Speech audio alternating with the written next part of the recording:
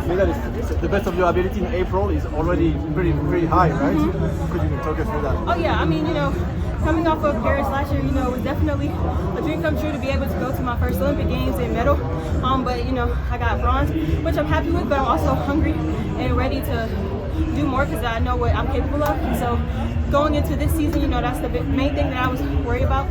And really, I just want to come out here and compete, and where practice makes perfect. So I feel like me coming out here and being a part of Grand Slam is going to help me get to where I want to be.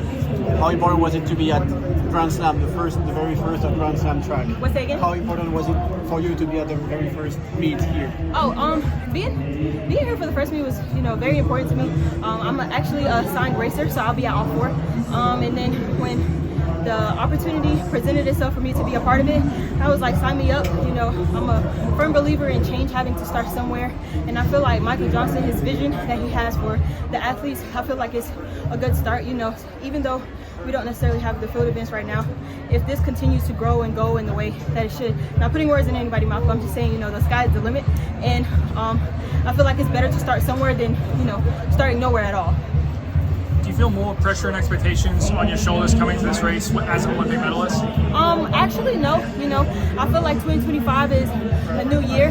Last year was great and everything, but it's 0-0. The score is 0-0. Nobody has any medals right now. Not taken away from anybody's accolades because, we're all working hard, and, we work hard to get what we have. But I feel like the main thing is going into this season is to leave the past in the past and just look forward or build off of where you left off at. And you were signed as a racer, so you'll be at all four meets. Your training partners, fellow Olympians, Sha'Carri Richardson and TT Terry, they aren't here. Do you think we'll see them later in the season? Have you talked about racing them at all? I haven't really talked to them much about it. I mean, even though I see them every day, but they have their own things going on. So hopefully, fingers crossed, we may get to come on the track together and dominate like we did at trials, but we'll see. Okay.